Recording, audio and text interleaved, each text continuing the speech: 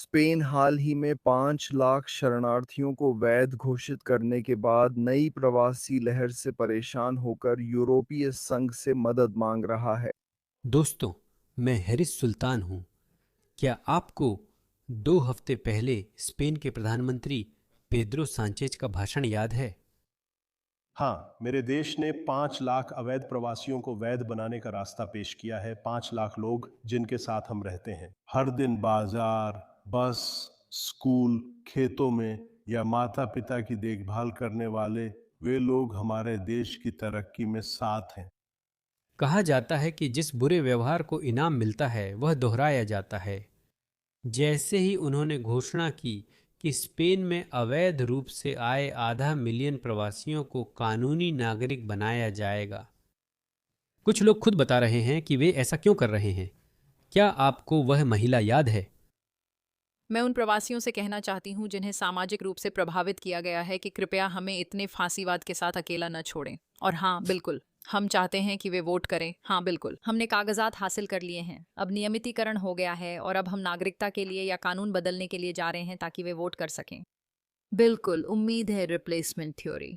मैं चाहती हूँ कि हम फांसीवादियों और नस्लवादियों को हटाएं, इस देश को प्रवासी और मेहनतकश लोगों के साथ। मैं चाहती हूँ कि यहाँ फांसीवादियों, नस्लवादियों और फ्री लोडर्स का रिप्लेसमेंट हो, और ये हम मेहनतकश लोगों के साथ कर सकते हैं, चाहे आपकी त्वचा का रंग या जाति कुछ भी हो। मोड़ना देश की सभी महिला सहकर्मियों के साथ। यह एक वामपंथी जागरूक स्पेनिश राजनेता हैं। वह कह रही हैं कि हम अवैध को वैध बनाकर वामपंथ के वोट बढ़ा रहे हैं और फांसीवाद को हराएंगे। इन लोगों को नहीं समझ आता कि तीसरी दुनिया से लाए लोग वामपंथी विचारधारा नहीं मानते, बल्कि जातिवादी होते हैं। अगर आप अवैध प्रवासी हैं और स्पेन या यूरोप जाना चाहते हैं, अगर प्रधानमंत्री कहें कि हम आपकी अवैध घुसपैठ का इनाम देंगे और नागरिक बनाएंगे, तो आप क्या करेंगे? आप स्पेन को अवैध प्रवासियों से भर देंगे। और यही हुआ।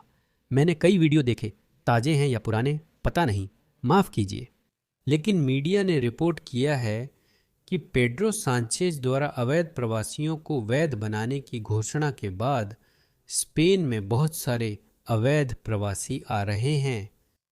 और यही वे लोग हैं जिन्होंने स्पेन में आना शुरू कर दिया। और अंदाज़ा लगाइए कि असल में कौन नाराज़ है। आप यकीन नहीं करेंगे कि कौन नाराज़ है। यूरोपीय संघ स्पेन से बहुत नाराज़ है और अब स्पेन यूरोपीय संघ से गुहार लगा रहा है कि वे इन अवैध प्रवासियों में से कुछ को ले लें, जिनकी वजह पेड्रो सांचेज के बेवकूफ़ी भरे बयान से हुई थी। देखिए। स्पेन नई प्रवासी लहर से परेशान होकर यूरोपीय संघ से मदद मांगने पर मजबूर हुआ है। 5 लाख शरणार्थियों को वैध बनाने की घोषणा के कुछ हफ्ते बाद इससे प्रवास की नई लहर शुरू हो गई। अब देश से 13 लाख शरणार्थियों को जगह देने की उम्मीद है। घबराए हुए सरकार ने यूरोपीय संघ से अनुरोध किया है कि वह कैनरी द्वीप समूह से प्रवासियों के स्थानांतरण की सुविधा प्रदान करे। अर्थव्यवस्था मंत्री कार्लोस क्यूर्पो ने पिछले हफ्ते संसद को बताया था कि उन्होंने आयोग से इस क्षेत्र में प्रवासी आबादी की अत्यधिक एकाग्रता को रोकने के लिए धन मांगा है। यह कदम स्पेन ने प्रवासियों को कानूनी दर्जा देने और ब्रुसेल्स की आपत्ति के बावजूद उठाया है। ब्रुसेल्स ने भी इसे मंजूर नहीं किया। यूरोपीय संघ पहले ही तीसरी दुनिया के प्रवासियों से यूरोप भरने की पूरी कोशिश कर रहा है। वे भी पेड्रो सांचेज के फैसले से खुश नहीं थे, इसलिए उन्होंने खुद फैसला लिया। अब वे यूरोपीय संघ से उन्हीं प्रवासियों को अपनाने की भीख मांग रहे हैं जिन्हें खुद बुलाया था। यह यूरोपीय संघ में है। शेंगेन ओपन बॉर्डर क्षेत्र का इसमें कोई अधिकार नहीं। वे प्रवासियों को अपने देश आने से नहीं रोक सकेंगे। यही तो हमने कहा था कि वे वास्तव में यूरोप में बाढ़ ला रहे हैं। सिर्फ स्पेन ही नहीं, वे तीसरी दुनिया के प्रवासियों से पूरे यूरोप को भर रहे हैं। और आपने देखा कि इन प्रवासियों की गुणवत्ता कैसी है। क्या आप इन प्रवासियों की गुणवत्ता देखना चाहते हैं? मैं आपको इन प्रवासियों की गुणवत्ता दिखाता हूं। बस इतना ही। यह स्पेन है। ये लोग क्या कर रहे हैं? ये लोग क्या कर रहे हैं? क्या हो रहा है? आप क्या मांग और पूछ रहे हैं? किस बात से नाराज हैं? क्या किसी विदेशी देश में जिसने आपको प्रवेश दिया ऐसा व्यवहार करना चाहिए? ये इसका एक हिस्सा ही है। देखिए कितने जिहादी यहां से आए हैं कितने जिहादी आए हैं, सुनिए मुस्लिम। मैं आपको पढ़कर सुनाऊंगा क्योंकि यह अरबी में है। हमें यह घोषणा करनी चाहिए कि फिलिस्तीन जॉर्डन नदी से लेकर भूमध्य सागर तक एक इस्लामी भूमि है और स्पेन और लूसिया भी इस्लाम की भूमि है।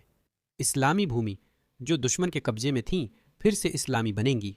इसके अलावा हम उन देशों से भी आगे बढ़ेंगे जिन्हें एक समय पर खो दिया गया था। इसलिए हम स्पेन को फिर से हासिल करेंगे और फिर उनसे आगे यूरोप, फ्रांस, जर्मनी, यूके तक जाएंगे। यही वे सिखा रहे हैं, यही वे अपनी अगली पीढ़ी को कट्टर बना रहे हैं और सोता हुआ पश्चिम, मूर्ख पश्चिम, इसे पूरी तरह से नजरअंदाज कर रहा है। देखो वे नावों में भरकर ला रहे हैं। इनमें कितने योद्धा हैं। ये तुम्हारे डॉक्टर या इंजीनियर नहीं हैं। जब डॉक्टर, इंजीनियर जैसे हाई स्कूल श्रेणी के डिग्रीधारी लोग आते हैं, उन्हें घुलने मिलने और एकीकृत होने का बेहतर मौका मिलता है। और पूरे 70 के दशक, 80 के दशक और 90 के दशक में यह काम करता था क्योंकि हमने इसे कम संख्या में किया। लेकिन जब आप बड़ी संख्या में लोगों को लाते हैं तो ये लोग हावी हो जाएंगे। उनकी समाज के अभिजात्य वर्ग भी उनके साथ हो जाएंगे क्योंकि वे हावी होकर पूरी कहानी नियंत्रित करेंगे। आपको क्या लगता है कितने लोग सुनते हैं? यही मेरा कहना है। लोग हमें भ्रमित करते हैं और कहते हैं ये अच्छे मुसलमान हैं। मैंने इसके खिलाफ सबसे अच्छा तर्क ढूंढ लिया है। खैर, वे अच्छे मुसलमान तो बस अप्रासंगिक हैं। इसे देखो, वे उन्हें बार बार बताते रहते हैं, वे यही कह रहे हैं। तो यह विचारधारा सिर्फ उन पैदल सैनिकों तक सीमित नहीं है जिनके पास दुनियावी शिक्षा, यूनिवर्सिटी डिग्री या ऐसी कोई चीज नहीं है। वे असल में इस विचारधारा को पढ़े लिखे वर्ग तक भी फैला रहे हैं। इसे सुनिए, वे कहते हैं, मैं पहले ब्रिटिश हूं, तुम मुसलमान हो, यही तुम्हारी पहचान है। क्या यह समझ आता है?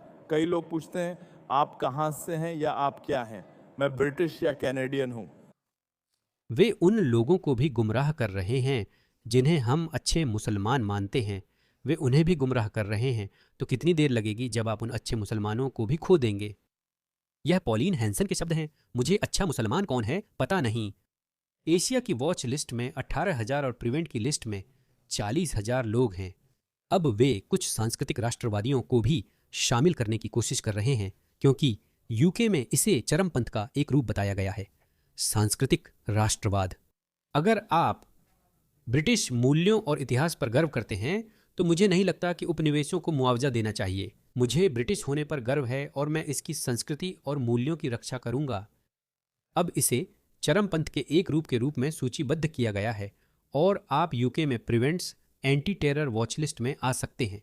इसी तरह वे प्रिवेंट्स वॉचलिस्ट को कमजोर कर रहे हैं। हाल ही तक इसका 95% हिस्सा इस्लामी चरमपंथियों का था। और जैसा कि वे हमें बताना पसंद करते हैं, इसे इस्लामी चरमपंथ मत कहो। कोई चरम या कट्टर इस्लाम नहीं है। इस्लाम सिर्फ एक ही है। हाँ, इस्लाम एक ही है। मोहम्मद हिजाब बताएंगे कि वह क्या है। कारण है कि आपको उनसे लड़ना है क्योंकि वे यहूदी या ईसाई हैं। एक कारण यह है कि उन्होंने आपको नुकसान पहुंचाया। क्या वे आपको सार्वजनिक प्रार्थना से रोक रहे हैं? नहीं, केवल इसलिए कि वे यहूदी या ईसाई हैं और मुसलमान नहीं हैं। आपको उनसे लड़ना नहीं चाहिए। सूरह तौबा अध्याय 9 की आयत 9.29 कहती है, उनसे लड़ो जो अल्लाह और आखिरी दिन पर विश्वास नहीं करते, चाहे उन्हें धर्म ग्रंथ मिले हों, और जो उसे हराम नहीं मानते जिसे अल्लाह और उसके रसूल ने हराम ठहराया है, और जो सच्चे धर्म का पालन नहीं करते। उनसे तब तक लड़ो जब तक वे जजिया न दें और पूरी तरह अधीन न हों। यह कुरान में मुसलमानों के लिए हिदायत है। यही बात मोहम्मद हिजाब बार बार बता रहे हैं। आपको अपने आसपास के उन साम्राज्यों या हुकूमतों से लड़ना चाहिए जो यहूदी या ईसाई हैं। जब तक वे जिज्या नहीं देते, हदीस में इसकी पूरी प्रक्रिया है। उन्हें 3 विकल्प मिलते हैं, जिज्या दें या अन्य विकल्प चुनें। क्या वे जिज्या ले रहे हैं या इस्लाम कबूल करें या मर जाएं? हम तुमसे लड़ेंगे। हम इसके लिए माफ़ी नहीं मांगते, यही सच है। यही सच है। हैमर के 1 मिलियन से ज्यादा फॉलोअर्स हैं और ये लोग जानते हैं ये क्या कह रहे हैं। अगर आम अहमद कहता है कि हम ऑस्ट्रेलिया पर कब्जा नहीं करना चाहते तो वह बेवकूफ़ है। उसे इस्लाम की जानकारी नहीं है, वह केवल नाम का मुसलमान है। वह आपको बताएगा कि वे 3 विकल्प क्या हैं। जाओ और पड़ोसी देश को जीत लो। हम क्या करते हैं? हम उन सबको मार देते हैं। नहीं।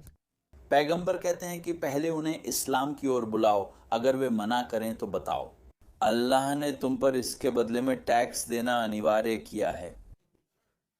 जब दुश्मन आता है और तुम्हारे देश पर हमला करता है तो तुम नहीं लड़ते, हम मुसलमान तुम्हारी और अल्लाह की रक्षा करते हैं। इसके बदले में थोड़े से पैसे, हाँ, ये थोड़े से पैसे 50% हैं।